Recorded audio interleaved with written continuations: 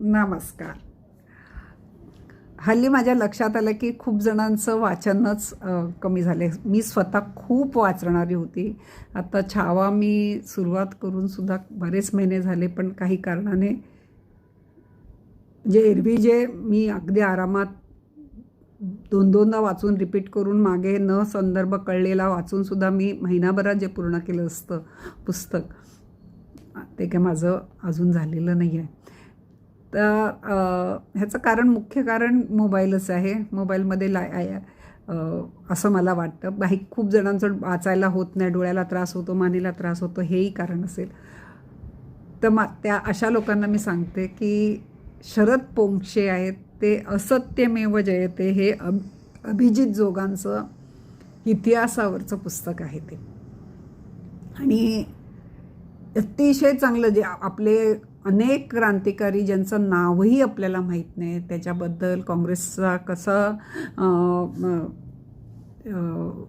पक्ष कसा बनला, कोणी कोणी काय, सरदार वल्लभभाई पटेल, टिळक, खूप सुंदर. म्हणजे मला वाटतं की तुम्ही ते ऐकायला तुम्हाला कंटाळा येणार नाही, कारण त्यांनी ते स्वतः वाचून त्यातला फक्त सार आपल्याला सांगतात.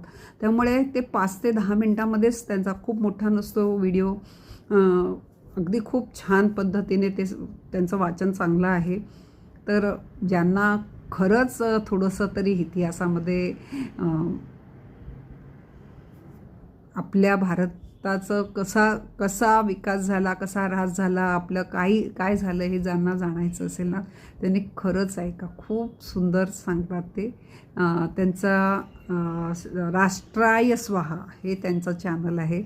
मला माहिती आहे त्यांच्या चॅनलमध्ये माझ्यापेक्षाही जास्त, म्हणजे मी तर त्याच्या पासंगाला पण नाही राहत, खूप त्यांचे ऐकणारे आहेत. पण मला असं वाटतं की माझ्या काही सख्या, माझ्या काही मैत्रिणी आहेत, त्यांना ह्या राष्ट्राय स्वाहाबद्दल माहीत नसेल. तर त्यांनी, म्हणून मी हे करते, त्यांना कळावं म्हणून. आतापर्यंत मला वाटतं 57 भाग त्याने वाचलेले आहेत असत्यमेव जयतेचं. हार्डली 5-5, 10-10 मिनटाचाच असतो व्हिडिओ, खूप सुंदर असतो. आणि सगळ्यात महत्त्वाचं म्हणजे आपल्याला खूप छान ज्ञान मिळतं त्याच्यातून. ज्यांना थोडंसं ज्ञानाची आवड आहे त्यांनी जरूर ऐकावं. तुम्ही माझं ऐकता त्याबद्दल खूप आभार आहे.